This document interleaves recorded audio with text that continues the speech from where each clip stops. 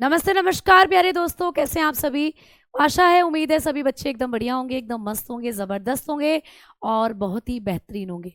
तो आप सभी प्यारे बच्चों का मैं भावना बाटी स्वागत करती हूँ आपके अपने प्यारे से परिवार रोजगार विद अंकित में। आप सभी कैसे हैं? आशा है बहुत बढ़िया होंगे, बहुत जानदार होंगे और बहुत अच्छे से आपकी पढ़ाई हो रही होगी। तो आइए बच्चों, अपने टॉपिक को शुरू करते हैं। और हमारा जो टॉपिक चल रहा था वो था एक्सक्रीटरी सिस्टम यानी उत्सर्जन तंत्र। और ये टॉपिक आज हमारा कंप्लीट हो जाएगा और कोशिश करेंगे कि दूसरा टॉपिक भी आज हमारा शुरू हो जाए दोस्तों। ठीक है, तो एक बार सभी बच्चे मुझे बताएं कि आप लोग मुझे सभी सुन पा रहे हैं, कि आप लोगों तक मेरी आवाज पहुंच रही है। महाकाल सभी बच्चों पर कृपा करे, सभी बच्चों का सिलेक्शन कराए और आप में एकाग्रता दे और आप सभी को अंदर से शक्ति दे, जिससे आप बहुत अच्छे से अपनी पढ़ाई को कर सकें और एक जेन्युइन सिलेक्शन आप लोग ले सकें। तो ऐसी शुभकामना पूरी RWA टीम आपको देती है मेरे रूप में। तो प्यारे बच्चों, आओ अब मुझे बताओ कि आप लोग मुझे सुन पा रहे हैं या नहीं। मेरे ख्याल से सभी प्यारे साथी मुझे सुन पा रहे होंगे और सभी बच्चों तक मेरी ये जो आवाज़ है, फटी सी आवाज़ जो कि फटे बैंड की तरह हो रही है, पहुंच रही होगी। ठीक है, तो आओ भाई, क्लास को अब हम शुरू कर देते हैं। सभी को गुड आफ्टरनून, सभी को नमस्कार। हेडिंग डालेंगे एक्सक्रीटरी सिस्टम। आप लोगों की किडनी के बारे में अब हम लोग पढ़ रहे थे। एक्सक्रीटरी सिस्टम जिसको कहते हैं उत्सर्जन तंत्र। उत्सर्जन तंत्र की बात चल रही थी। तो किस तरीके से हमारा जो उत्सर्जन तंत्र है वो काम करता है, इस बारे में हम लोग पढ़ रहे थे। ठीक है, उत्सर्जन तंत्र की बात चली थी। उत्सर्जन तंत्र जो होता है इसके बारे में हम लोगों ने पढ़ना है और चीज़ों को क्लियर करना है। ठीक है, तो आ जाओ बच्चा, उत्सर्जन तंत्र के बारे में पढ़ते हैं। ठीक है, तो मैंने कल आपको बताया था कि हमारी जो किडनी होती हैं, ठीक है, जिगर, बहुत बहुत बढ़िया भैया, बहुत बहुत धन्यवाद। जो हमारी बायोलॉजी की क्लास लेनी है बेटा, जीएस पोर्शन में पूछा जाता है, WTPO में बायोलॉजी। तो आपको एक दो क्वेश्चन मिलेगा जीएस पोर्शन में, तो उसके लिए आप क्लास कर सकते हो। ठीक है, मैं बिल्कुल बढ़िया हूँ, आप बिल्कुल सही हैं, सारे बच्चे सब ठीक चल रहा है। और अब हम लोग चीज़ों को कर रहे हैं शुरू। अब सुनो मेरी बात। कल की क्लास में हमने किडनी के बारे में बात करी कि किडनी जो होती है आप लोगों की फिल्ट्रेशन करती हैं। किडनी का अध्ययन होता है नेफ्रोलॉजी। किडनी आप लोगों की 130 से 170 ग्राम की होती हैं। किडनियां जो होती हैं इनका कलर होता है लाल भूरा, है ना। और किडनियां पेरिटोनियल कैविटी में होती हैं। अब हम बात कर रहे हैं कि आपकी जो किडनी थी इनके अंदर पाई जाती हैं कुछ फिल्ट्रेशन यूनिट, जिनको कहते हो नेफ्रॉन। नेफ्रॉन को ही गुर्दों की संरचनात्मक और क्रियात्मक इकाई कहते हैं। नेफ्रॉन कितने होते हैं आपके गुर्दों में? लगभग 1 मिलियन के आसपास आपके पास आपकी एक किडनी में नेफ्रॉन होते हैं। अब हमने बात करनी है कि ये जो नेफ्रॉन है इनकी स्ट्रक्चर कैसी होती है। तो मैंने आप लोगों को हेडिंग डलवाई थी नेफ्रॉन। ठीक है, आप लोगों ने हेडिंग डाली थी नेफ्रॉन्स, जिनको हम लोग व्रकाणु के नाम से जानते हैं हिंदी में, व्रकाणु। अब मैम ये जो नेफ्रॉन होते हैं, ये जो व्रकाणु है, ये कितने पार्ट्स में बटे होते हैं? तो ये 2 हिस्सों में बटे होते हैं। इसके 2 हिस्से होते हैं, कौन कौन से? एक हिस्सा होता है बोमन का कैप्सूल, बोमन्स कैप्सूल जिसको कहते हैं, बोमन्स कैप्सूल। अब आप लोगों ने बहुत सारे कैप्सूल के बारे में सुना होगा। ठीक है, जैसे गैस बन रही है पेट में तो कैप्सूल खा लिया, बुखार हो रहा है तो डॉक्टर का दिया कैप्सूल खा लिया, विटामिन ई का कैप्सूल खा लिया, विटामिन डी का कैप्सूल खा लिया। तो एक और कैप्सूल है जो तुम्हारी किडनी में भी है, जिसको कहते हैं बोमन का कैप्सूल। ठीक है, तो आपको पूछा जाता है कि बोमन संपुट कहाँ पाया जाता है। तो बोमन का जो संपुट होता है वो तुम्हारी किडनी में होता है। क्लियर हो गई बात? एक हिस्सा तो ये हुआ। मैम दूसरा हिस्सा होता है, आप बताते हो, जिसको रीनल ट्यूबुल। रीनल ट्यूबुल, ये कल मैंने आपको लिखवाई थी दोनों चीजें। रीनल ट्यूबुल जिसको हम लोग कहते हैं रीनल नलिका। तो रीनल नलिकाएं कहाँ पाई जाती हैं? ये भी आप लोगों की किडनी में होती हैं। रीनल ट्यूबुल, रीनल नलिकाएं जिनको कहा जाता है। अब हम लोग बात करने वाले हैं कि मैम बोमन का कैप्सूल जो है ये कैसी संरचना है, या इसमें कौन कौन से स्ट्रक्चर हमें देखने को मिलते हैं। तो दोस्तों, जो बोमन की संरचना है ना, इसमें पाए जाते हैं ग्लोम्युरुलस, ग्लोम्युरुलस फिल्टर। इसके अंदर देखने को मिलते हैं ग्लोम्युरुलस फिल्टर। ठीक है, इसमें हमें देखने को मिलते हैं ग्लोम्युरुलस फिल्टर, जिसको हम लोग कहते हैं ग्लोम्युरुलस, जिसको हम कहते हैं ग्लोम्युरुलस छन्निया। आपको पेपर में पूछा जाता है कि ग्लोम्युरुलस छन्नियाँ कहाँ पाई जाती हैं। तो ये जो आपकी ग्लोम्युरुलस छन्नी होती हैं ग्लोमेरुलस फिल्टर होते हैं, ये आपके बोमन कैप्सूल में पाए जाते हैं दोस्तों। मैम कैसे पाए जाते हैं बताओ? तो चलिए आइए बताती हूँ। मैं डायग्राम ड्रॉ कर रही हूँ और अच्छे से समझना। देखो भाई, ये आपका बोमन का कैप्सूल है। कप लाइक होता है दोस्तों, ये जैसे कोई चाय पीने वाला कप होता है ना, देखो ऐसा सा लग रहा है, चाय पीने वाला कप। बोमन का कैप्सूल है ये तुम्हारा बोमन का कैप्सूल है। देखो ये है आपकी किडनी के अंदर जो पाया जाता है बोमन कैप्सूल, ठीक है। अब ये जो बोमन का कैप्सूल होता है, इसी के अंदर पाए जाते हैं ग्लोमेरुलस फिल्टर, यानी ग्लोमेरुलस छन्नी। कहाँ है? ये रही, देखो ग्लोमेरुलस छन्नियाँ, ये रही दोस्तों, इसके अंदर पाई जाती हैं ये ग्लोमेरुलस छन्नियाँ। ये हैं ग्लोमेरुलस फिल्टर, देखो ये रहे। जैसे जब तुम चाय छानते हो तो चाय छानने वाली छन्नी के अंदर आपको छोटी छोटी छन्नियाँ दिखती है ना, वैसे ही आपकी किडनी के अंदर जो नेफ्रॉन होते हैं, इन नेफ्रॉन में भी आपको दिखते हैं ग्लोमेरुलस फिल्टर, यानी कि ये स्ट्रक्चर है कप वाली, इसको कहते हैं बोमन का कैप्सूल। ये है दोस्तों बोमन कैप्सूल, इसको आप कहते हो बोमन्स कैप्सूल। तो ये बोमन का कैप्सूल है, बोमन संपुट है। अभी मैंने पीछे लिखा था ना हिंदी में, इसको कहते हैं बोमन का संपुट। तो ये बोमन का संपुट है। और मैम ये जो अंदर व्हाइट कलर से आपने बनाई है, ये है फिल्टर दोस्तों, ग्लोमेरुलस। ये है ग्लोमेरुलस फिल्टर। तो ये है दोस्तों ग्लोमेरुलस छन्नियाँ, ग्लोमेरुलस फिल्टर, ये जो तुम्हें छोटे छोटे दिख रही हैं। मैम अब आगे की संरचना बनाओ। तो इतना संरचना तो समझ में आ गई, दो चीजें समझ में आ गई कि भाई जो आपका नेफ्रॉन होता है उसके दो भाग हैं, एक तो बोमन का कैप्सूल और एक रीनल ट्यूबुल। बोमन का कैप्सूल जो होता है इसी के अंदर होती है ग्लोमेरुलस छन्नियाँ, ठीक है। चलो आओ यहाँ पे देखो, तो आपने लिख दिया कि बोमन के कैप्सूल में ही पाई जाती है ग्लोमेरुलस छन्नी। अब आते हैं यहाँ पर कि मैम यहाँ पर क्या क्या होता है। तो यहाँ पर आप लोगों को पाई जाती है नलिकाएं। नलिकाएं बोले तो ट्यूब, जैसे एक ट्यूब होती है पीसीटी। पीसीटी किसका हिस्सा है? तो रीनल ट्यूबुल का हिस्सा है, यानी कि रीनल नलिकाएं, नलिकाएं होती है छोटी छोटी नली। तो ऐसी नलियां जिनको हमने तीन हिस्सों में बांटा है, एक होती है पीसीटी, एक होती है दोस्तों loop of Henle. Loop of Henle जिसको कहते हो, लूप ऑफ हैनले, क्या कहेंगे? लूप ऑफ हैनले जिसको कहते हो, हैनले के लूप। हैनले एक साइंटिस्ट का नाम है, हैनले के लूप कहते हैं जिसको। हैनले एक साइंटिस्ट का नाम है दोस्तों, तो इसको कहते हैं हैनले के लूप, ठीक है। अब ये जो हैनले के लूप होते हैं, ये लूप आप लोगों के कहाँ होते हैं? आपकी किडनी में। आपको पूछा जाता है कि लूप ऑफ हैनले हमारे शरीर में कहाँ होते हैं। ऑप्शन दे देगा लीवर, ऑप्शन दे देगा किडनी, ऑप्शन दे देगा हार्ट, ऑप्शन दे देगा लंग्स। तो आपको पहचानना है कि लूप ऑफ हैनले हमारी किडनीज में होते हैं, हमारे गुर्दों में होते हैं। तो लूप ऑफ हैनले भी एक तरीके की संरचना भी पढ़ाऊंगी।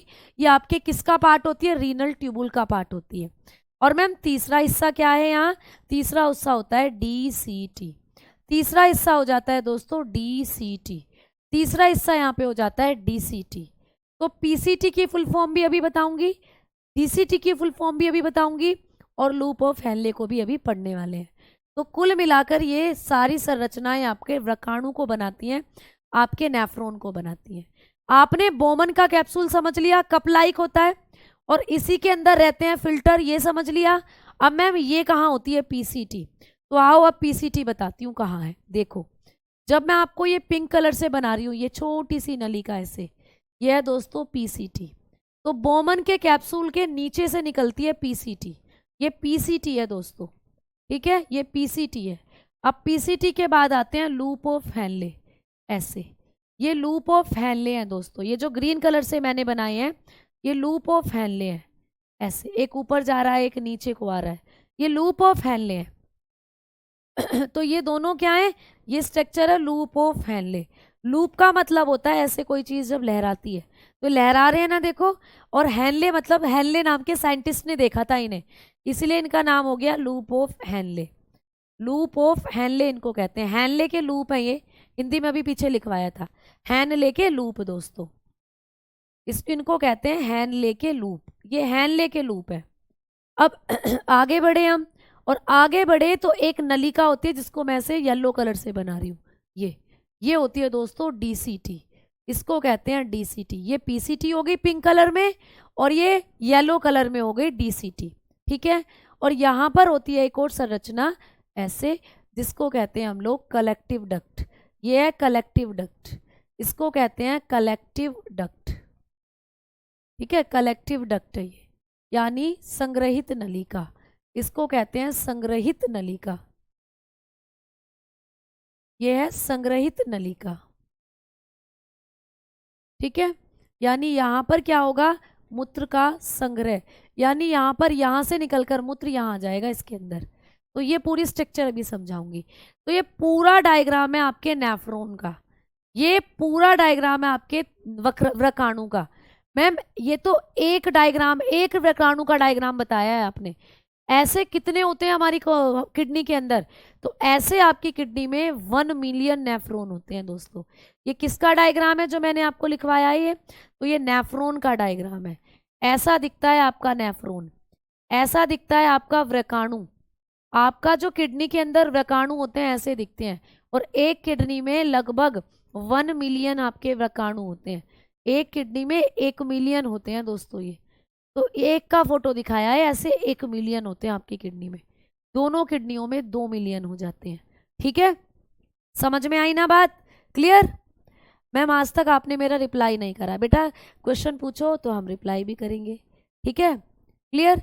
ड्राइवर के पार्ट में अगर आप लोग देखोगे सबसे ज़्यादा जो वेटेज होता है वो कांस्टेबल वगैरह के अंदर होता है बेटा, दिल्ली पुलिस में जो बायोलॉजी के क्वेश्चन आते हैं। लगभग कांस्टेबल में भी बहुत ज़्यादा नहीं, मैक्सिमम 3 क्वेश्चन आप मानकर चलो बायोलॉजी से, जबकि दूसरे पार्ट में 1 से 2 आपको मिलते हैं बायोलॉजी के। बेटा पीसीटी डीसीटी की अभी फुल फॉर्म अभी बताऊंगी, ठीक है। चलो आओ अब हम आगे बात करते हैं। अब हमने पढ़ लिया नेफ्रॉन का डायग्राम, अब इनके काम पढ़ते हैं एक एक करके कि भाई यहाँ पर क्या हो रहा है, यहाँ पर क्या हो रहा है, यहाँ पर क्या हो रहा है और यहाँ पर क्या हो रहा है, ठीक है। अब मैं आपको एक चीज़ और समझाना चाहती हूँ। देखो ये जो लूप ऑफ हेनले होते हैं ना, ये जो हमने यहाँ लिखा था loop of Henle, loop of Henle को हमने 2 हिस्सों में बांटा है। मैं थोड़ा सा यहाँ लिख देती हूँ। जो लूप ऑफ हेनले होते हैं ना, इनके 2 हिस्से होते हैं दोस्तों।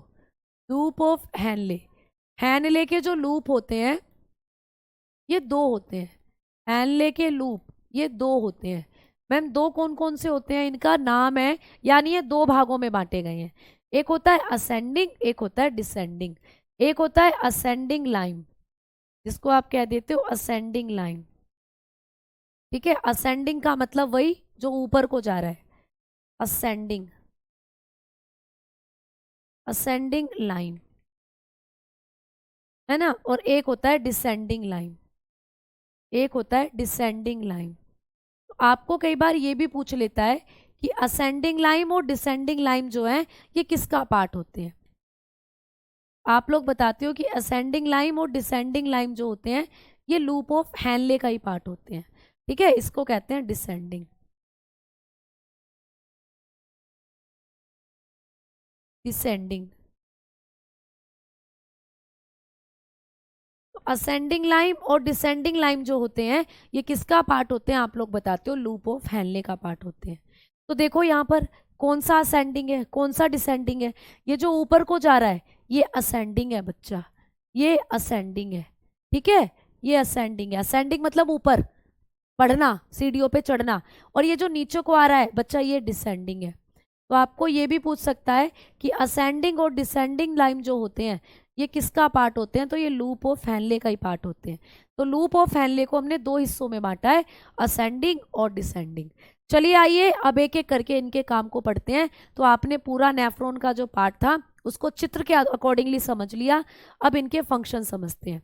तो सबसे पहले जब हमने पढ़ा कि मैम जी ये जो ये होता है बोमन का कैप्सूल, बोमन का जो कैप्सूल होता है, बोमन्स कैप्सूल का क्या काम होता है।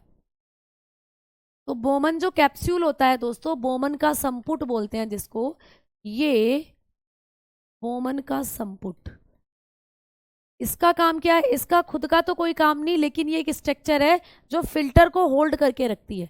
मतलब इसी के अंदर होती हैं छन्नियाँ। तो इसके अंदर क्या होता है, ग्लोमोरुलस फिल्टर पाए जाते हैं, ठीक है। आप लोग लिखेंगे ग्लोम्यूरुलस फिल्टर पाए जाते हैं, ठीक है, फिल्टर, या कई बार छन्नी भी लिख देते हैं। तो आपको पेपर में पूछेगा कि हमारी किडनी के अंदर वो कौन सी संरचना है जिसमें ग्लोमेरुलस फिल्टर पाए जाते हैं। तो आप कहोगे बोमन कैप्सूल में होते हैं ग्लोमेरुलस फिल्टर, तो बताएंगे glomerulus filters are present here. तो यहाँ पर क्या होते हैं दोस्तों, ग्लोमेरुलस फिल्टर पाए जाते हैं बोमन कैप्सूल के अंदर। ठीक है, क्लियर पॉइंट। अब बात करते हैं कि मैम ग्लोमेरुलस फिल्टर क्या काम करते हैं, तो हेडिंग देंगे ग्लोमेरुलस फिल्टर। ग्लोमेरुलस फिल्टर क्या काम करते हैं, ठीक है। तो ये जो ग्लोमेरुलस फिल्टर्स होते हैं इनके बारे में अब बात करेंगे। इनको शॉर्ट में हम छन्नियाँ भी लिख देते हैं या छन्नी लिख देते हैं, क्योंकि ये छन्नी है दोस्तों, आपको पता है इन्हीं में होता है रुधिर का शुद्धिकरण। यही रुधिर को छानते हैं दोस्तों, तभी तो इनका नाम है छन्नियाँ। तो रुधिर को छानना, इनका काम होता है रुधिर को छानना। ठीक है, आप लोग लिखोगे रुधिर को छानती हैं। ये क्या काम करती है ग्लोमेरुलस छन्नियाँ, रुधिर को छानती हैं दोस्तों। यही करती हैं फिल्टर ब्लड, इसका काम होता है फिल्टर ब्लड। तो यहीं पर आपका जो ब्लड है वो फिल्टर होता है। आपके ब्लड के अंदर जितने भी टॉक्सिन है वो इन्हीं के अंदर आकर छनते हैं। अब समझना अच्छे से कि कैसे छानती हैं। देखो, अब आप लोगों का जो खून है आपके शरीर से, यहाँ पर ऐसे ऐसे दो धमनी और दो शिराएं आती हैं ऐसे, और दोस्तों एक ऐसे। ठीक है, तो एक होती है एफेरेंट, एक होती है एफेरेंट। जब मैं आपको दिखाऊं डायग्राम तो आप उससे चीजों को क्लियर कर पाओगे। ठीक है, देखो इस डायग्राम को देखो, यहाँ आपको क्लियर दिखेंगी। तो मैंने जो अभी आपको स्ट्रक्चर बताया था वो ये था बोमन का कैप्सूल, ये रहा, और इसके अंदर होते हैं ग्लोमेरुलस फिल्टर। अभी आपने समझे थे, ये बोमन का कैप्सूल है जो दिख रहा है, और ये इसके अंदर छन्नियाँ हैं जो वाइट वाइट आपको दिख रही हैं। थोड़ा और बड़ा करूं तो आपको विजिबल होगा, देखो, है ना। अब इसके अंदर आपको छन्नियाँ दिख रही हैं, इन छन्नियों के अंदर खून आता है और खून ऐसे जाता है, फिल्टर होकर खून जाता है। तो देखो यहाँ पर दो आप लोगों की वो होती है, एफेरेंट एट्रियोल होता है और एफेरेंट एट्रियोल होता है। तो इनके बारे में भी थोड़ा सा याद रखोगे। इफेरेंट होता है दोस्तों एक इफेरेंट, ठीक है, इफेरेंट धमनी इसको कह सकते हो, इफेरेंट धमनी का। ठीक है, एक होती है एफेरेंट धमनी का, एफेरेंट, एक होती है बच्चा एफेरेंट एट्रियोल।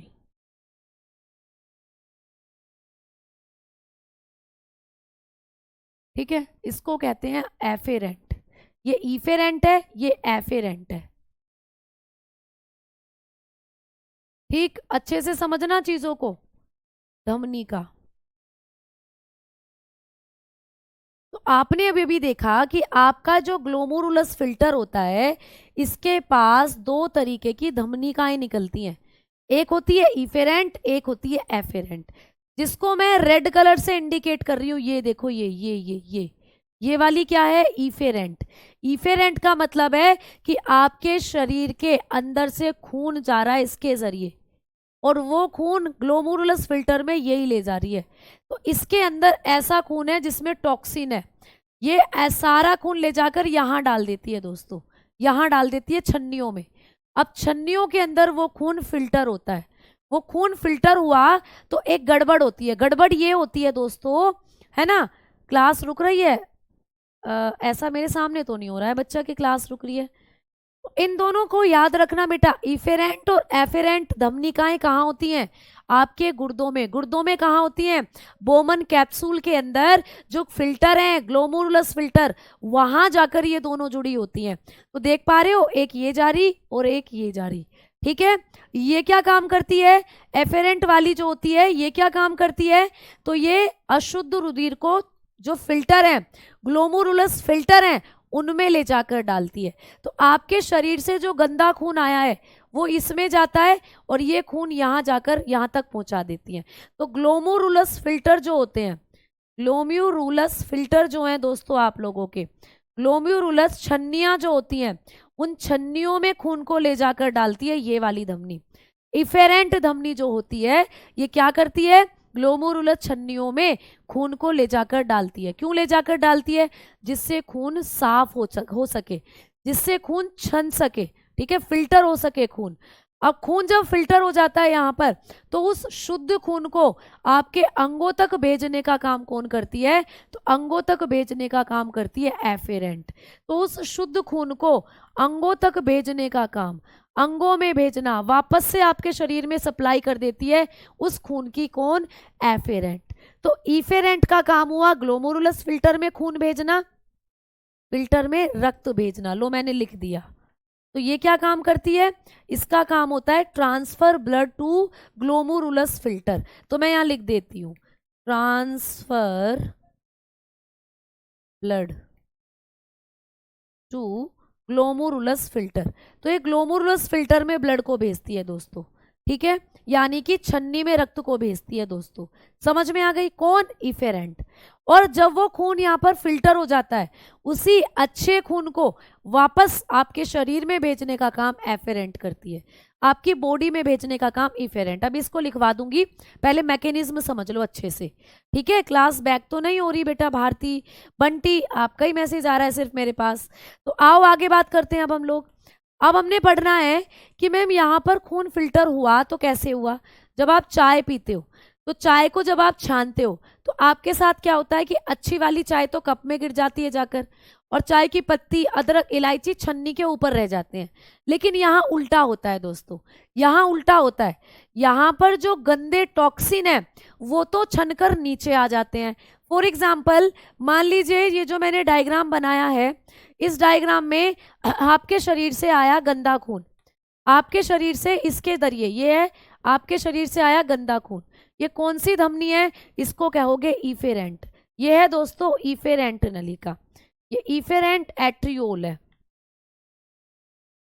ठीक है। ये इफेरेंट आर्ट्रियोल है आप लोगों का, इफेरेंट है दोस्तों। ये इफेरेंट धमनी है दोस्तों आप लोगों की, इफेरेंट धमनी का है। क्लियर? इसने क्या करा? शरीर के अंगों से रक्त को इकट्ठा करके इनके अंदर ले जाकर डाल दिया, इन फिल्टर में ले जाकर डाल दिया। अब ये फिल्टर क्या करेंगे? रुधिर को छानेंगे। मैम रुधिर जब छनेगा तो जो गंदी गंदी चीजें हैं वो छनकर यहाँ आ जाएंगी। यहाँ जो टॉक्सिन है आपके खून में, जो आपके खून में विषैले पदार्थ हैं, वो ऐसे छनकर यहाँ आ जाते हैं, जिनको मैं पिंक कलर से आपको यहाँ दिखा रही हूँ। ये आ गए दोस्तों छनकर, यहाँ आ गए, नीचे आ गए छनकर। जब आप चाय छानते हो तो चाय, अच्छी चाय छनकर छन्नी में से आती है। यहाँ पर क्या हुआ? उल्टा होता है, यहाँ पर टॉक्सिन छनकर आ जाते हैं नीचे, और अच्छा खून यहाँ रह जाता है। इसके अंदर ये अच्छा खून है, अच्छे खून को मैं आपको रेड कलर से दिखा रही हूँ। ये अच्छा खून ऊपर रह जाता है और टॉक्सिन नीचे आ जाते हैं। अच्छा खून वापस इसके जरिए आपके अंगों में भेज दिया जाता है। ये क्या है? ये एफेरेंट है दोस्तों, ये एफेरेंट एट्रियोल है, ये एफेरेंट आर्टियोल है आपका, ठीक है। ये क्या है? एफेरेंट। एक इफेरेंट होती है, एक एफेरेंट होती है। तो ये क्या है दोस्तों? ये एफेरेंट है। क्लियर? इतनी बात तो समझ में आई कि कौन गुर्दों में गंदा खून ला रहा है और कौन गुर्दों से गंदा अच्छा खून ले जा रहा है। तो आपने कहा इफेरेंट तो आपके गुर्दों के अंदर गंदा खून ला रही है, और उस गंदे खून को फिल्टर होने के बाद जब वो खून अच्छा हो रहा है तो उसको वापस अंगों तक पहुंचाने का काम एफेरेंट कर रही है। एफेरेंट आपके अंगों में खून को ले जाती है, आपके ऑर्गन तक उस ब्लड की सप्लाई कर देती है। ठीक है, समझ में आई बात? अब मैम जो टॉक्सिन पदार्थ थे वो छनकर नीचे आ गए मैम जी नीचे। तो फिल्टर यानी कि ग्लोमेरुलस फिल्टर का क्या काम है? आपके किडनी के, आपका जो खून है उसको छानना, ये काम करते हैं, छानने का काम। जब ये यहाँ पर छने तो कुछ अच्छी चीजें भी छनकर आ जाती हैं, क्योंकि वो बहुत पतली हैं, बहुत छोटी हैं, जैसे ग्लूकोज और जैसे अमाइनो एसिड। ग्लूकोज और अमाइनो एसिड जो होते हैं ये बहुत छोटे हैं बेटा, बहुत नन्हे हैं, तो ये पार करके इन छन्नियों को आ जाते हैं यहाँ नीचे। अब ग्लूकोज तो अच्छी चीज़ है, ग्लूकोज को तो आपको पार नहीं करने देना अपने बॉडी के अंदर से, और आपका जो अमाइनो एसिड है, प्रोटीन है, वो भी अच्छी चीज़ें हैं, उनको भी आपको अपने बॉडी से बाहर नहीं निकालना है। इसीलिए अब होता क्या है कि जब ये सारे टॉक्सिन पदार्थ पीसीटी में आ जाते हैं, तो पीसीटी क्या करती है, यहाँ पर ये जो ग्लूकोज आ गया है इस ग्लूकोज को भी रीएब्जॉर्ब कर लेती है, और जो अमाइनो एसिड आ गए हैं उनको भी रीएब्जॉर्ब कर लेती है। तो पीसीटी का काम क्या होता है? Reabsorption of glucose and amino acid. तो ये आपको पूछा जाता है कि पीसीटी क्या करती है। तो चलो आओ एक एक करके पढ़ते हैं हम लोग। तो आपने पढ़ लिया इन दोनों का काम, ये रुधिर को छानती है। तीसरे नंबर पर आती है पीसीटी। मैम पीसीटी की फुल फॉर्म क्या होती है? पीसीटी की फुल फॉर्म होती है proximal convoluted tubule. Proximal convoluted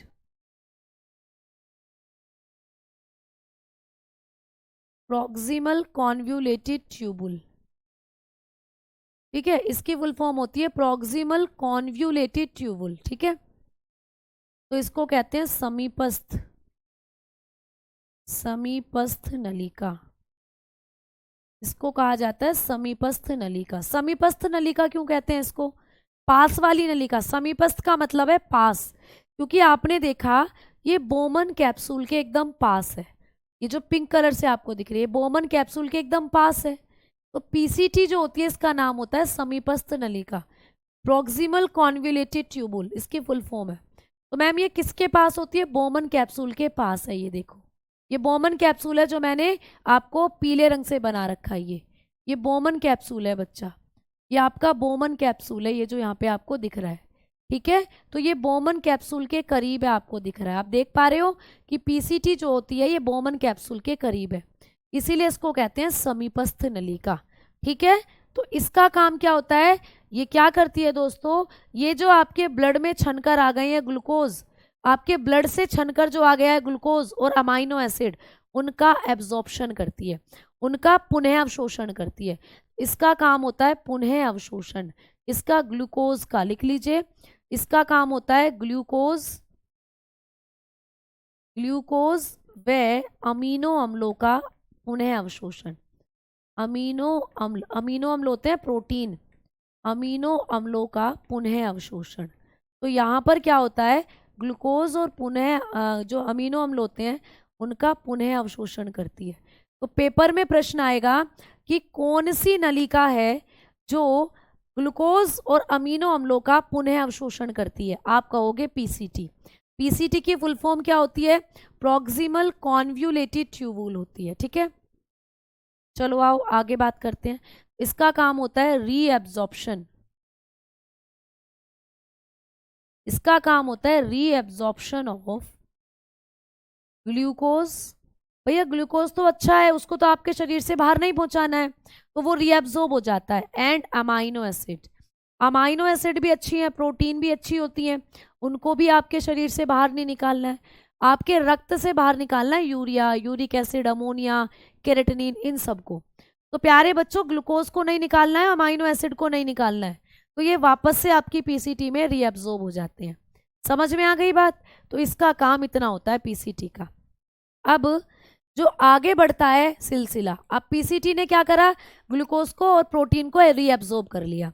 अब यहाँ पर जो एक्स्ट्रा वाटर निकला था आपके खून से वो भी चलता जा रहा है, ऐसे ऐसे ऐसे ऐसे चलता जा रहा है। एक्स्ट्रा वाटर इस तरीके से चलता जा रहा है, ऐसे ऐसे ऐसे ऐसे, है ना। तो एक्स्ट्रा वाटर, अब यहाँ पर जो लूप ऑफ हेनले होता है वो क्या काम करता है? तो लूप ऑफ हेनले यहाँ पर एक काम करेगा।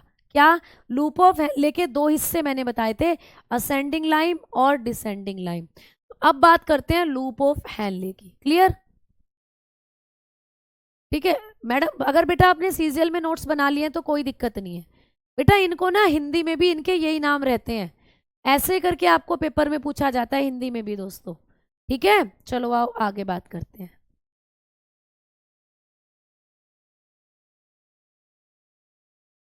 अब हमने बात करा कि यहाँ पर आप लोगों का जो लूप ऑफ हेनले होता है इसका क्या काम होता है, तो हेडिंग डालेंगे लूप ऑफ हेनले। अब हम लोग पढ़ेंगे लूप ऑफ हेनले को। लूप ऑफ हेनले, हेनले के लूप क्या काम करते हैं? हेनले के लूप, तो ये जो हेनले के लूप होते हैं ये दो होते हैं, मैंने अभी बताया था। ठीक है, एक होता है असेंडिंग लाइन, इसके अंदर असेंडिंग लाइन होता है दोस्तों, असेंडिंग। ठीक है, जिसको ऊपरी लाइन के नाम से भी जानते हो, ऊपरी लाइन, या हिंदी में कई बार आपको असेंडिंग लाइन में लिखा जाता है सीधा सीधा। और दूसरा होता है डिसेंडिंग लाइन, दूसरा है दोस्तों डिसेंडिंग लाइन। दूसरा आप लोगों ने देखा वो होता है डिसेंडिंग लाइन। ठीक है, डिसेंडिंग लाइन जिसको आप कहते हो, यानी कि निचली जो आप लोगों की लाइन होती है, निचली लाइन के नाम से इसको जान देते हैं। तो यहाँ पर आप लोगों का जो असेंडिंग है वो क्या काम करेगा और जो डिसेंडिंग है वो क्या काम करेगा। असेंडिंग जो होगा ये H पॉजिटिव आयनों को एब्जॉर्ब करेगा। मतलब यहाँ पर क्या होते हैं, हाइड्रोजन आयनों का अवशोषण होता है। यहाँ पर हाइड्रोजन आयनों का अवशोषण होता है। जो हाइड्रोजन आयन होते हैं उनका अवशोषण होता है यहाँ पर। ठीक है, हाइड्रोजन आयनों का अवशोषण कहाँ होता है, आप बताओगे असेंडिंग लाइन में होता है। या आपको ये भी बोल सकता है कि NaCl, या जो आपका सोडियम और क्लोराइड होते हैं पानी में, जो आपके खून में नमक था उस वो भी यहाँ पे फिल्टर होकर आया, उसके अंदर जो आप लोगों के लवण थे उनका एब्जॉर्प्शन कहाँ होता है, ऊपरी लाइन में होता है। NaCl और हाइड्रोजन आयनों का अवशोषण कहाँ होता है, आप बताओगे असेंडिंग लाइन में। तो आप लोग बताते हो एब्जॉर्प्शन,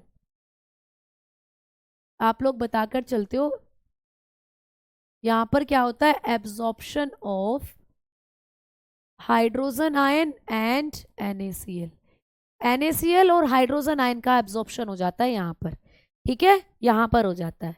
अब हम आगे बात करते हैं कि मैम ये क्या काम करती है डिसेंडिंग लाइन। तो दोस्तों डिसेंडिंग लाइन करती है अतिरिक्त जल का अवशोषण। खून में जितना भी पानी था ना वो सब छन के आ गया नीचे। अब सारा पानी तो शरीर से बाहर नहीं निकालना, कुछ पानी तो चाहिए शरीर को भी। तो यहाँ पर जो आपका पानी है वो वापस से रीएब्जॉर्ब होता है आपकी बॉडी में। आपकी किडनी जो है वो पानी को रीएब्जॉर्ब भी करती है, सिर्फ उतना पानी बाहर निकालेगी जितना टॉक्सिन को धकेलने के लिए जरूरी है। तो आप लोग बताएंगे कि ये जो डिसेंडिंग लाइन होती है यहाँ पर क्या होता है, अतिरिक्त जल का, यहाँ पर क्या होगा, जितना भी एक्स्ट्रा वाटर है वो सब रीअब्जॉर्ब कर लेती है, अतिरिक्त जल को पुनः अवशोषित करती है। ये पुनः अवशोषण, पुनः अवशोषित करती है। तो ये पूछा जाता है कि किडनी के अंदर हमारी कौन सी लाइन होती है जो मूत्र से अतिरिक्त जल को अवशोषित करती है, तो ये डिसेंडिंग लाइन है। तो ये क्या करती है, रीएब्जॉर्ब, इसका काम होता है रीएब्जॉर्प्शन ऑफ एक्स्ट्रा वाटर। तो आपके मूत्र में जितना भी एक्स्ट्रा वाटर है उसको ये रीएब्जॉर्ब कर कर वापस आपकी बॉडी में भेज देती है। ठीक है, अगर ज़्यादा पानी निकलेगा तो आप डिहाइड्रेट हो जाओगे, पानी की कमी हो जाएगी आपके शरीर में, इसीलिए अतिरिक्त जल को एब्जॉर्ब करके आपकी बॉडी के अंदर वापस से भेज देती है। अब इसके बारे में एक और प्रश्न आता है, ऊंट के बारे में सभी ने सुना है। ऊंट बिना पानी के कई दिन तक जिंदा रह सकता है। ऊंट जो होता है वो सॉलिड, मतलब वो मूत्र भी नहीं करता कई कई दिनों तक, और कई बार वो जब मल जो मूत्र त्यागता है वो सॉलिड फॉर्म में त्यागता है। एक होता है कि एक चूहा होता है प्यारे बच्चे, कंगारू चूहा, एक कंगारू की शेप का एक चूहा होता है, वो भी सॉलिड रूप में मूत्र का त्याग करता है। तो यहाँ से 2 पॉइंट आपको याद रखने हैं, ऊंट हो गया और दोस्तों कंगारू चूहा हो गया। कंगारू चूहा, इनके बारे में प्रश्न आया है, ऊंट और कंगारू चूहा। जो कैमिल होता है, कैमिल एंड कैंगरू रैट जो होता है,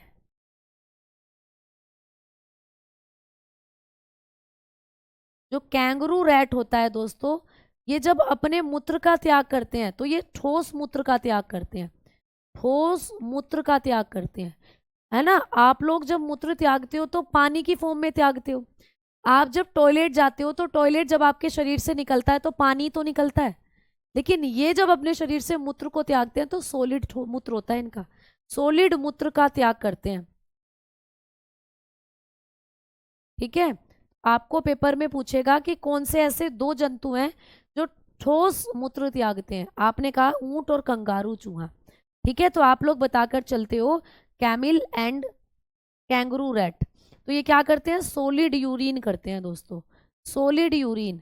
ऊंट हर बार सॉलिड यूरिन नहीं करेगा, लेकिन जब उसके शरीर में पानी की कमी हो जाएगी तो तब भी वो ठोस यूरिन कर सकता है, यानी अपने मूत्र को ठोस में कन्वर्ट कर लेता है, सॉलिड में, जिससे उसके शरीर में पानी की कमी ना हो।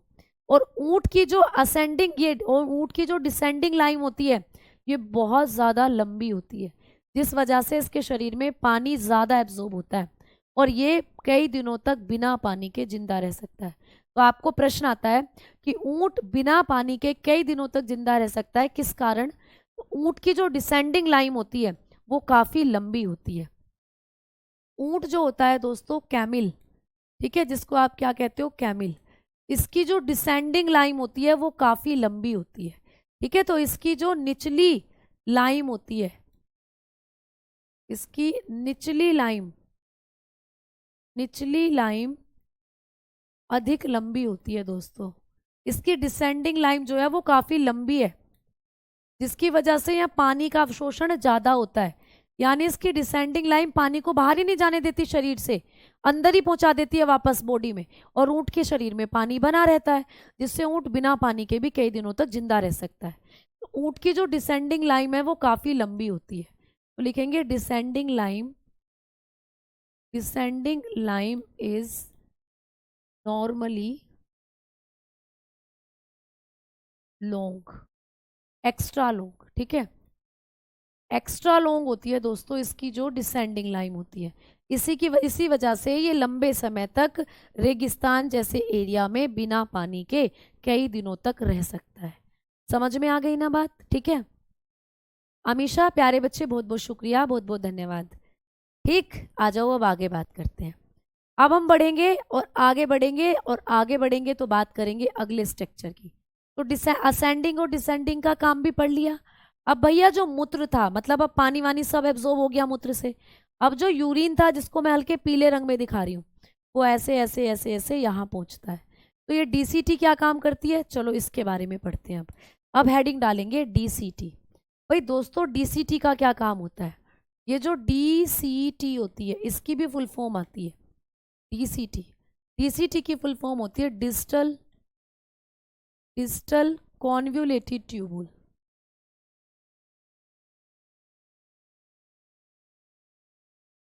डिजिटल कॉन्वोल्यूटेड ट्यूबुल, इसकी फुल फॉर्म होती है डिजिटल कॉन्वोल्यूटेड ट्यूबुल, ठीक है। यानी कि इसको कहते हैं दूरस्थ, ये दूर है दोस्तों, दूरस्थ नलिका, इसको कह दिया जाता है दूरस्थ नलिका। मैम किससे दूर है ये बोमन के कैप्सूल से दूर है, इसको कह देते हैं दूरस्थ नलिका। तो देखो ये बोमन के कैप्सूल से काफी दूर है। भाई पीसीटी को क्यों कहा प्रोक्सिमल कॉन्वोल्यूटेड, समीपस्थ, क्योंकि ये बोमन कैप्सूल के पास थी। अब ये तो देखो बोमन कैप्सूल से कितनी दूर है, या ये यहाँ है, ये यहाँ है, तो बोमन कैप्सूल से काफी दूर है ये, इसीलिए इसको कह देते हैं डीसीटी, यानी कि दूरस्थ नलिका। ये क्या काम करती है? ये मूत्र को दोस्तों कलेक्टिव डक्ट में पहुंचाती है।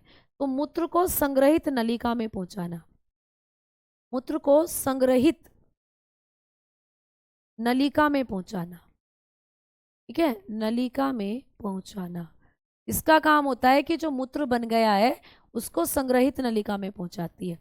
ट्रांसफर, इसका काम है दोस्तों transfer urine to collective duct, तो ये कलेक्टिव डक्ट में पहुंचाती है जो मूत्र होता है उसको। समझ में आ गई बात? तो मूत्र को कहाँ पहुंचाती है? संग्रहित नलिका में पहुंचाती है, कलेक्टिव डक्ट तक पहुंचाती है। कैसे? देखो डायग्राम में दिखाऊंगी कि कैसे।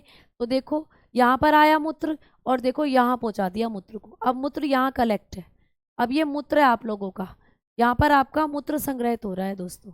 अब ये मूत्र जो संग्रहित हो रहा है आप लोगों का, इसको अब आप लोगों की बॉडी से बाहर निकाला जाएगा। तो देखो अभी जो मैंने आपको पूरी प्रक्रिया पढ़ाई ना, वो आपके गुर्दे के अंदर हो रही थी, वो आपके गुर्दे के अंदर हो रही थी इस तरीके से।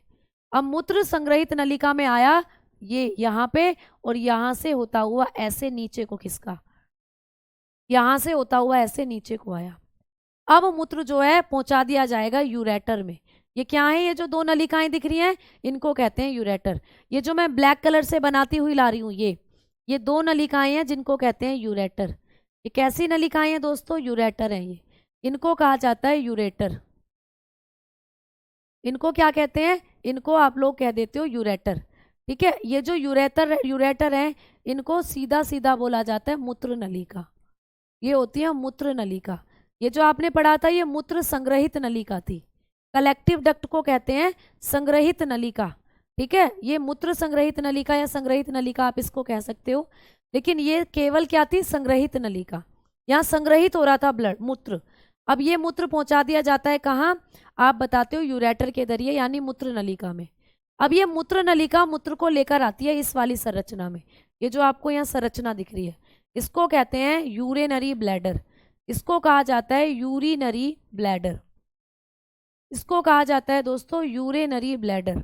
मैम यूरिनरी ब्लैडर यानी मूत्राशय, यह है मूत्राशय। मूत्र का मतलब मूत्र, आशय मतलब घर, यानी यहीं आकर अब मूत्र बैठेगा, यहीं पर मूत्र संग्रहित, यहीं पर मूत्र इकट्ठा होगा और वो तब तक यहाँ बैठा रहेगा जब तक आपको मूत्र त्यागने की इच्छा नहीं होगी। जब तक आप मूत्र नहीं, जब तक आपको ऐसे नहीं लगेगा कि मुझे टॉयलेट जाना है, तब तक वो मूत्र यहीं बैठा रहता है दोस्तों, मूत्राशय में। तो इस मूत्राशय के अंदर क्या होता है, मूत्र का संग्रह होता है। तो कई बार आपको पूछा जाता है कि डीसीटी के बाद जो अगला स्ट्रक्चर आता है यूरेटर, अगला स्ट्रक्चर कौन सा होगा भाई, यूरेटर। आपको पूछेगा कि ये यूरेटर क्या काम करती है, मूत्र नलिका, कितनी मूत्र नलिकाएं होती हैं हमारे पास, ये भी प्रश्न बनाए पेपर में। तो आप बताओगे हमारे पास 2 गुर्दे होते हैं और 2 गुर्दे होते हैं तो इनकी संख्या भी कितनी होती है, 2। तो एक गुर्दे से एक मूत्र नलिका निकलती है, इनकी संख्या 2 होती है दोस्तों, इनका नंबर 2 होता है। कैसे, देखो ये आपकी ये आपका एक किडनी है, ये आपकी ऐसे दूसरी किडनी है। अब आपकी किडनी के अंदर मूत्र बन गया, उस मूत्र को ऐसे और उस मूत्र को ऐसे नीचे की तरफ ले जाने का काम कौन करती है, यही होती है यूरेटर, यही है दोस्तों यूरेटर, इन्हीं को कहते हैं मूत्र नलिका। ये कितनी होती है, आपने अभी भी देखा ये 2 है, इन्हीं को कहते हैं मूत्र नलिका। एक ये रही और एक ये रही, ठीक है। ये क्या करेंगी, मूत्र को लाकर डाल देंगी एक स्ट्रक्चर में ऐसे, ये वाली, इस वाली स्ट्रक्चर में मूत्र को लाकर डाल देंगी। इस संरचना को क्या कहते हैं, इसे कहा जाता है यूरिनरी ब्लैडर, यूरिनरी ब्लैडर। इसी में होती है पथरी, कई बार आपने सुना है ना कि पथरी हो गई भैया उसको, तो इसको कहते हैं मूत्राशय, मूत्राशय। इसमें क्या होता है बच्चा, इसी में मूत्र का कलेक्शन होता है। तो अगली जो स्ट्रक्चर है वो है मूत्राशय, यूरिनरी ब्लैडर। यूरिनरी ब्लैडर जो होता है इसमें क्या होता है, इसके अंदर मूत्र इकट्ठा होता है, इसको कहते हैं मूत्राशय। तो यहाँ पर होता है मूत्र का संचय, यहीं पर आपका मूत्र जो है वो संचित होता है। तो कौन सी संरचना मूत्र का संचय करती है, आपको पूछा जाता है, तो आप बताते हो यूरिनरी ब्लैडर, मूत्र का संचय होता है दोस्तों यहाँ पर, ठीक है। तो यहाँ पर जो यूरिन होता है वो स्टोर होता है, मूत्र का संचय होता है, यूरिन स्टोर हेयर, तो यूरिन जो होता है यूरिन कलेक्ट हेयर, तो यहीं पर आपका जो मूत्र होता है वो कलेक्ट होता है। अब जब आप लोगों को मूत्र त्यागने की इच्छा होती है तो यहीं से मूत्र यूरेथ्रा के जरिए, यूरेथ्रा मतलब मूत्र जिसको आप कहते हो मूत्र मार्ग, उसके जरिए आपके शरीर से बाहर निकल जाता है। अब बड़े ध्यान से समझना आप लोग कि ये जो यूरिनरी ब्लैडर है ना, इसकी कैपेसिटी पूछी जाती है कि ये कितना मूत्र कलेक्ट कर सकता है, इसकी क्षमता पूछी जाती है दोस्तों, इसकी क्षमता कितनी होती है दोस्तों, इसकी कैपेसिटी कितनी होती है, इसकी कैपेसिटी के बारे में पूछेगा। तो जो लड़के होते हैं ना, बॉयज होते हैं लड़के, लड़कों के अंदर इसकी क्षमता थोड़ी ज़्यादा होती है। लड़कों में ये कितना मूत्र कलेक्ट कर सकता है, 500 ml से दोस्तों 700 ml लड़कों के अंदर इसमें मूत्र जो है वो कलेक्ट हो सकता है। लड़कों का जो यूरिनरी ब्लैडर है थोड़ा ज़्यादा मूत्र को कलेक्ट कर सकता है और लड़कियों के अंदर इसकी कैपेसिटी थोड़ी कम होती है। अगर लड़कियों की बात हम लोग करते हैं, अगर हम गर्ल्स की बात करते हैं तो गर्ल्स में जो इसकी कैपेसिटी है वो लगभग आप बताते हो 300 से 500 ml होती है। तो लड़कियों में मूत्र का कलेक्शन कम होता है, लड़कों में ज़्यादा। लड़कों का यूरिनरी ब्लैडर ज़्यादा यूरिन कलेक्शन कर सकता है, ठीक है। तो यहाँ पर आप लोगों को ये चीज़ें भी पूछी जाती हैं, इसकी कैपेसिटी पूछी जाती है किसमें कितनी होती है, क्लियर। अब जब आप लोगों को यहाँ से एक और प्रश्न आता है कि यूरिनेशन की फीलिंग हमें कब आने लग जाती है, यानी अब हमें टॉयलेट जाना है ऐसा कब फील होने लग जाता है, तो फीलिंग ऑफ यूरिनेशन आपको पूछेगा, आपको पूछेगा फीलिंग ऑफ यूरिनेशन कब होती है, फीलिंग ऑफ यूरिनेशन, मूत्र त्याग की इच्छा कब होती है, मूत्र त्याग इच्छा कब होने लग जाती है कि भाई कितना मूत्र यहाँ पर कलेक्ट हो जाए जिससे तुम्हें लगने लगता है कि अब टॉयलेट जाना है। तो लगभग आप लोग बताओगे कि जब यहाँ पर 200 ml मूत्र का कलेक्शन हो जाता है 200 ml जब यहाँ पर मूत्र कलेक्ट हो जाता है तो तभी आपको ऐसा लगने लगता है कि अब हमें यूरिन त्यागना है। अब हमें कहाँ जाना है दोस्तों? अब हमें जाना है वॉशरूम। तब आपको ऐसी फीलिंग आनी शुरू हो जाती है। ठीक है, क्लियर? अच्छा अंकिता जी शुक्रिया प्यारे बच्चे। हाँ हम किडनी डोनेट कर सकते हैं, बिल्कुल हम एक किडनी पर जिंदा रह सकते हैं। अब आपने समझ लिया। तो यहाँ पर यूरिनेशन फीलिंग कब आती है? 200 ml से ml पर आपको आनी शुरू हो जाती है। अब आगे बढ़ते हैं। अब ये जो यूरिन आपकी बॉडी में बना है, जो यहाँ कलेक्ट है, जो यहाँ भर रहा है, इसको जब हम बाहर निकालते हैं तो कौन से ऑर्गन के जरिए निकालेंगे? यूरेथ्रा के जरिए। अब आता है इसके बाद अगला स्ट्रक्चर यूरेथ्रा। इनको मैं नंबर दे दूं, है ना। पीसीटी तीसरे पर आया था और लूप ऑफ हेनले जो था ये चौथे नंबर पर आया है। चौथे नंबर पर इसके ये दो पार्ट थे, आपने पढ़ लिया। टीसीटी जो था ये 5वें नंबर पर है, जिससे आप सीक्वेंसली चीज़ों को समझ सकें। ठीक है, और यूरेटर जो आया है ये 6ठे पर है, ये 7वें पर है। और अब हम बात करेंगे 8वें नंबर की। अब जो मूत्र है वो 8वें सेक्शन पर पहुंचेगा। कौन सा सेक्शन है 8वां? 8वां है यूरेथ्रा। यूरेथ्रा जिसको कहते हैं मूत्र मार्ग। मूत्र मार्ग, यहीं से मूत्र जो है वो बाहर निकल जाता है। तो यूरेथ्रा जो होता है ये बेसिकली लड़कों में एक ऐसी जगह होती है जहां मैंने आपको बताया था मूत्र और सीमन, मूत्र और वीर्य दोनों एक साथ निकलते हैं यहाँ से। तो ये पूछा जाता है मूत्र व वीर्य, ठीक है, मूत्र व वीर्य को निकालने के लिए समान मार्ग आपको पेपर में पूछा जाता है कि लड़कों के अंदर वो कौन सी संरचना है जहां पर मूत्र और वीर्य एक साथ निकलते हैं। मतलब मूत्र और वीर्य एक ही ऑर्गन से रिलीज होते हैं लड़कों के अंदर, वो हो जाता है यूरेथ्रा। तो बताओगे सेम पैसेज और excretion of semen and urine. तो लड़कों में यूरिन और सीमन जो है वो इसी एक जगह से निकलता है, यूरेथ्रा से। ठीक है, अब इस यूरेथ्रा की लेंथ कितनी होती है लड़कों में पूछा जाता है। इसकी लेंथ कितनी होती है, इसकी लंबाई। तो इस यूरेथ्रा की जो लंबाई होती है बॉयज के अंदर वो पूछी जाती है कितनी होती है। इस यूरेथ्रा की जो लंबाई लड़कों में होती है आप लोग बताकर चलते हो 18 से 20 सेंटीमीटर। ठीक है, 18 से 20 सेंटीमीटर होती है। लगभग इंचेस में पूछे तो 7 से 8 इंचेस आप बताकर चल सकते हो। ठीक है, तो 18 से 20 सेंटीमीटर होती है। इस यूरेथ्रा की लंबाई कई बार गर्ल्स में भी पूछ लेता है, लड़की में। लड़कियों में गर्ल्स में कितनी होती है? अब गर्ल्स में इसकी लंबाई लगभग 1.5 इंचेस ही होती है। ठीक है, यानी कि लगभग 1.5 इंचेस की होती है। अगर सेंटीमीटर में बात करें तो लगभग 4 सेंटीमीटर के आसपास, लगभग 4 सेंटीमीटर के आसपास। ठीक है ना, क्लियर हो गई बात? आज हम पढ़ने वाले थे न्यूट्रिशन। मुझे लगा शायद ये कॉन्सेप्ट मैं आपको जल्दी खत्म कर दूंगी। ठीक है, एफेरेंट और इफेरेंट में डिफरेंस ये है बच्चा कि एक शरीर के अंगों से गंदा खून लाकर किडनी में डालती है ग्लोमेरुलस फिल्टर में, और एक फिल्टर हुए खून को वापस आपके अंगों में ले जाती है। एक तो गंदे खून को लाकर डाल रही है और एक अच्छे खून को सप्लाई कर रही है, दोनों में ये डिफरेंस है। ठीक है, अब यहाँ से आगे बढ़ते हैं। वैसे एक दो पॉइंट और बताऊंगी, उसके बाद आपकी क्लास को ऑफ कर रहे हैं फिर हम। अब आप लोगों को आपकी किडनी से संबंधित कुछ और फैक्ट पूछे जाते हैं।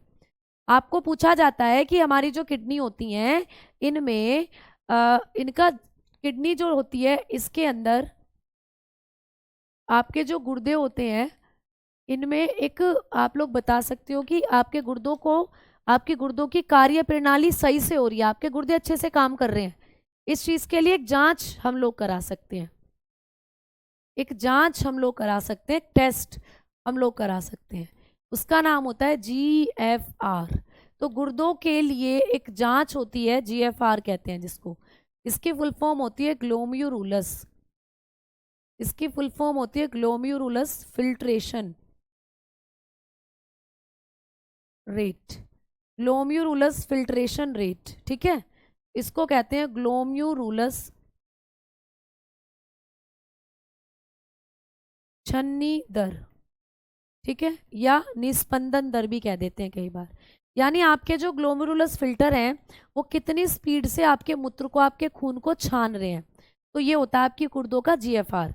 अगर आपके गुर्दों का जीएफआर हम लोग बात करें प्रतिदिन कितना होता है, प्रतिदिन यानी एक दिन में, पर डे, आपके जो ये होते हैं गुर्दे, ये कितने मूत्र को फिल्टर कर सकते हैं, तो बताओगे 180 लीटर।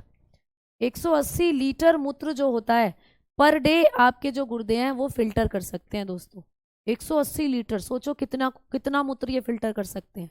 तो आपके गुर्दों की जो जीएफआर होता है, आपके गुर्दों का जो फिल्ट्रेशन रेट होता है, वो होता है, आप लोग बताकर चलते हो, 180 लीटर पर डे फिल्ट्रेशन है ये,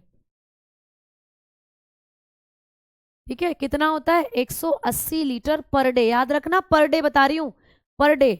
और यही वैल्यू आपको प्रति मिनट भी पूछी जाती है, प्रति मिनट, आपको ये प्रति मिनट भी पूछी जाती है, यही दर प्रति मिनट भी पूछी जाती है, पर मिनट आपको पूछी जा सकती है ये दर। तो पर मिनट जब आपको पूछी जाती है तो आप लोग बताकर चलते हो, ये होती है 120 ml, 120 ml पर मिनट। तो पर मिनट पूछ रहा है या पर डे पूछ रहा है, वो भी याद रखोगे आप लोग। तो मैंने आपको दोनों वैल्यू लिखवाई है, दोनों पूछी जाती हैं पेपर में। पूरे 24 घंटे की बात करें, पूरे एक दिन में आपकी किडनियां 180 लीटर मूत्र को फिल्टर कर सकती हैं। और मिनट की बात करें, पर मिनट कितना मूत्र फिल्टर करती हैं, तो 120 ml करती हैं पर मिनट, 120 ml करती हैं पर मिनट, ठीक है। अब एक बच्चे कह रहे हैं कि मैम यूरेथ्रा लड़कियों में नहीं होता, बिल्कुल सही बात है, लेकिन यूरेथ्रा जो होता है यानी मूत्र को निकालने वाला जो एंट्रेंस होता है, यानी जहां से आपके यूरिनरी ब्लैडर से मूत्र निकलकर महिलाओं के जब रास्ते से बाहर आएगा, तो उस छोटी सी स्ट्रक्चर को यूरेथ्रा का नाम दे दिया जाता है, महिलाओं में भी। बट बेसिकली यूरेथ्रा होता पुरुषों में ही है। इसकी लंबाई देखो पुरुषों में सबसे ज्यादा है, लेकिन महिलाओं में इसकी लंबाई बहुत कम है। तो कई बार इस लैंग्वेज से प्रश्न आ जाता है कि महिलाओं में मूत्रमार्ग कितना होता है, महिलाओं में मूत्रमार्ग की लंबाई कितनी होती है, तो उस पॉइंट ऑफ व्यू से याद रखना कि 1.5 इंचेस होती है। बट कभी भी पूछे कि यूरेथ्रा किसका मार्ग होता है, तो ये पुरुष में होता है दोस्तों, ये पुरुषों के अंदर ही होता है, ये मेल में होता है, ये फीमेल में नहीं होता। लेकिन कई बार आपको प्रश्न बनता है पेपर में कि महिलाओं में जो यूरेथ्रा है या महिलाओं में मूत्र की निकासी के लिए जो मार्ग होता है वो कितना होता है, तो 1.5 इंचेस आप बता सकते हो, ठीक है। ऐसे करके प्रश्न आ जाता है, क्लियर।